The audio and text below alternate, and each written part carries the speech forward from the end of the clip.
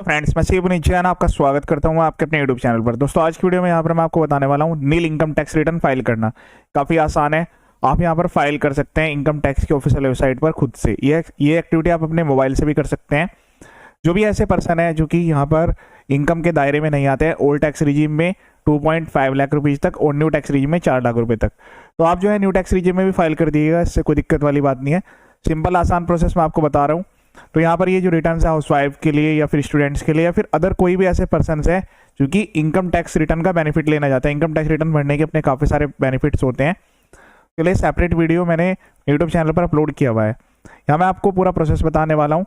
इसका जो वेबसाइट का लिंक है मैं वीडियो के डिस्क्रिप्शन में प्रोवाइड करूंगा।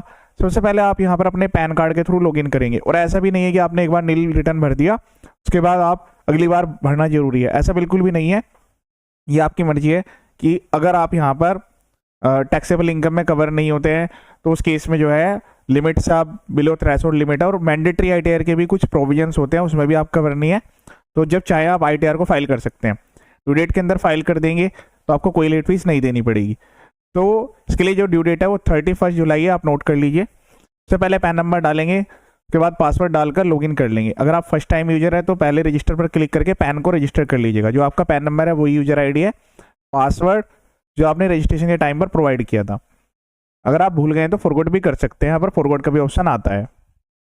लॉगिन करने के बाद आपको ई फाइल में जाना है। उसके बाद फाइल इनकम टैक्स रिटर्न पर क्लिक करना है। असेसमेंट ईयर 26-27 ऑनलाइन सेलेक्ट करना है, कंटिन्यू पर क्लिक करना है। उसके बाद यहाँ पर ऑप्शन आएगा स्टार्ट न्यू फाइलिंग का, इस पर क्लिक कर लेना है। अब आपको एक चीज और बता देता हूँ कि न्यू टैक्स रिजीम में 12 लाख रुपए तक की इनकम पर कोई टैक्स नहीं है। और अगर ओल्ड टैक्स रिजीम की बात करें तो 5 लाख तक की इनकम पर कोई टैक्स नहीं है। लेकिन इसका मतलब ये नहीं है कि अगर आप यहाँ पर जो आपकी इनकम है 2.5 लाख रुपए या फिर 4 लाख रुपए से ऊपर आप फाइल कर देंगे तो उस केस में आप ऐसा भी हो सकता है कि कुछ ऐसे बेनिफिट्स ले रहे हो जो कि नहीं मिलेंगे आपको। तो ध्यान रहे, जब आप इनकम टैक्स रिटर्न फाइल करते हैं तो जो बेनिफिट्स आप एग्जिस्टिंग क्लेम कर रहे हैं कि भाई आपकी पूरे साल की इनकम 2.5 लाख रुपए तक है तभी आपको बेनिफिट मिलेगा, जैसे कि कोई सब्सिडी हो गई या फिर कोई आपने बीपीएल कार्ड टाइप कुछ चीजें बनवा रखी हैं, तो उनका ध्यान रखिएगा। तो ये मत समझिएगा कि 7 लाख तक, 12 लाख तक या 5 लाख तक की आप आईटीआर भर देंगे फिर आपको उसका नुकसान भी हो सकता है। यहाँ पर आईटीआर 1 सेलेक्ट करेंगे। आईटीआर 1 फाइल करने के लिए ये पर्सन एलिजिबल है और कौन आईटीआर फाइल नहीं कर सकता यहाँ पर भी मेंशन किया गया है। उसके लिए मैंने अलग से शॉर्ट वीडियो अपलोड कर दिया था। प्रोसीड विद आईटीआर 1 पर क्लिक करेंगे, ओके पर क्लिक। ये एक्टिविटी आप जो है अपने मोबाइल से भी कर सकते हैं या फिर अगर डेस्कटॉप लैपटॉप से 5 मिनट से ज़्यादा का टाइम नहीं लगेगा। उसके बाद यहाँ पर आपको अदर वाला ऑप्शन सेलेक्ट करना है, कंटिन्यू पर क्लिक करना है, ओके पर क्लिक कर देना है। अब सबसे आपको पहले पर्सनल इन्फॉर्मेशन वाली टैब पर क्लिक करना है। यहाँ पर कुछ डाटा उसको कॉन्फिडेंशियल को हाइड किया गया है।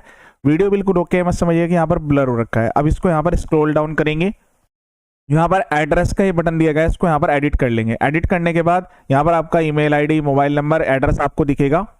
इसको स्क्रॉल करने पर यहाँ पर आपको एक ऑप्शन देखने के लिए मिलेगा सेकंड एड्रेस का। तो देखिए, अगर आपका एड्रेस जो आपने ऊपर दिया हुआ है सेम है तो यस कर देंगे, अदरवाइज नो करके एक और एड्रेस आपको डालना है। तो इस केस में तो यहाँ पर सेम एड्रेस है तो मैं अभी यस करके इसको प्रोसीड कर रहा हूँ। उसके बाद बाय डिफॉल्ट में ऑप्शन यहाँ पर ये वाला रहने वाला है। उसके बाद ये ऑप्शन नो, इसका मतलब है न्यू टैक्स रिजीम, यानी कि 4 लाख रुपए तक की आपकी आईटीआर यहाँ पर भर सकते हैं। कोई ऐसा जरूरी नहीं है कि 4 लाख की भरनी है। न्यू टैक्स रिजीम में भी आपको 2 लाख की भरनी है, 2 की भर दी है, 2.5 लाख की भरनी है, वो आपको ध्यान रखना होगा। देन उसके बाद यहाँ पर कम से कम एक बैंक अकाउंट तो ऐड करना मैंडेटरी है। बाकी आपके जितने बैंक अकाउंट है एक साल में वो सारे ऐड करना जरूरी है। एक तो यहाँ पर देना ही पड़ेगा, उसके बिना तो आप आईटीआर फाइल नहीं कर सकते। अगर आपका एक भी बैंक नहीं है तो पहले बैंक अकाउंट ओपन कराना पड़ेगा। उसके बाद कंफर्म पर क्लिक कर देंगे। इसके अलावा भी यहाँ पर आप एक चीज जरूर सेलेक्ट करिएगा। देखिए, आप जो है अपनी इनकम किस साइड में दिखाना चाहते हैं। अगर आप अपनी जो इनकम है वो सैलरी के हेड में भी दिखाना चाहते हैं तो यहाँ से आपको अदर सेलेक्ट करना है, जैसे प्राइवेट एम्प्लॉयज के केस में, क्योंकि काफी सारे ऐसे पर्सन होंगे जो कि यहाँ पर पार्ट टाइम जॉब करते होंगे तो उनके लिए अदर्स आएगा। लेकिन अगर आप गवर्नमेंट है या फिर पेंशन होल्डर है तो फिर ये वाले ऑप्शन आपको सेलेक्ट करने होंगे। तो इस केस में प्राइवेट है तो मैं अभी यहाँ पर अदर सेलेक्ट कर रहा हूँ। उसके बाद कंफर्म पर क्लिक कर देंगे। अब कंफर्म पर क्लिक करने के बाद यहाँ पर मैं कुछ बेसिक इनकम ऐड करूंगा। देखिए, ग्रोस टोटल इनकम में आपको कुछ इंटरेस्ट इनकम या कुछ अदर इनकम देखने के लिए मिल सकती है, वो भी हम यहाँ पर कवर करेंगे। तो न्यू टैक्स रिजीम में क्या बेनिफिट है कि 75,000 रुपए की सैलरी की एक्स्ट्रा छूट मिल जाती है। तो मैं यहाँ पर एडिट पर क्लिक करूंगा।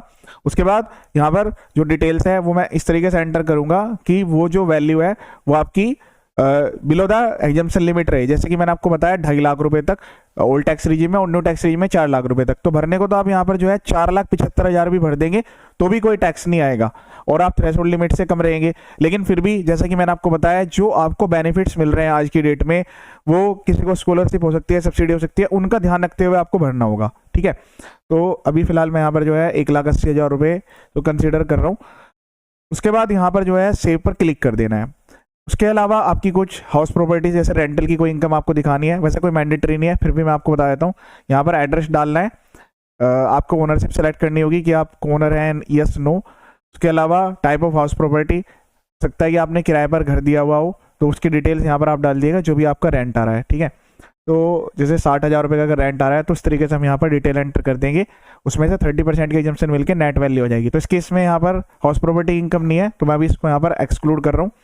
अदर सोर्स की इनकम, तो अदर सोर्स में देखिए यहाँ पर ये आपका एफडी से इंटरेस्ट, सेविंग का इंटरेस्ट तो ऑटोमेटिकली आ रहा होगा, फिर भी एक बार चेक कर लीजिएगा। ऐड अनदर पर क्लिक करेंगे, कोई आप अदर इनकम अर्न करते हैं, जैसे आपने जो है इंटरेस्ट पर कोई अमाउंट दिया हुआ है, उसका इंटरेस्ट आता है, या फिर जैसे कि हाउस वाइफ्स होगी, उनकी कोई ऐसी इनकम है जो कि स्पेशली बिजनेस इनकम या प्रोफेशनल इनकम में कवर नहीं है, वो भी दिखा सकते हैं।